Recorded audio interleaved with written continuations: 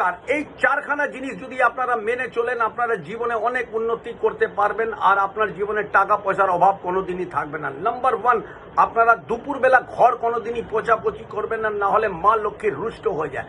2 নম্বর হলো ঘর পোছাপোছির যে বালতি হয় সেটা নীল রঙের বালতিটা ব্যবহার করবেন, লাল রঙের বালতি কোনোদিনই ব্যবহার করবেন না। নাম্বার 3 হলো যেই নোংরা জল হয়ে যায় যখন ঘর পোছাপোছি করার পর, সেটা আপনার বাড়ির বা মেন গেটের সদর দরজায় কোনোদিনই ফেলবেন না। সেটা আপনারা যদি ফেলেন তাহলে আপনারা টয়লেটে বা ওয়াশরুমের ওখানে ফেলে দেবেন, তাতে আপনাদের জীবনে মানে মা লক্ষ্মীর আগমন সর্বদা থাকবেই থাকবে। নাম্বার 4 হলো যে আপনারা যখনই আপনার বাড়ি থেকে কেউ বেরোয়, কোনো কাজে যখনই যাচ্ছে, তখনই চট জলদি সেই সময় আপনারা ঘর পোছাপোছি বা পরিষ্কার করবেন না। অন্তত আধ ঘন্টার পর আপনারা ঘর পরিষ্কার বা পোছাপোছি করবেন। আপনাদের জীবনে সুখ সমৃদ্ধি শান্তি আসবে এই 4টে উপায় করুন।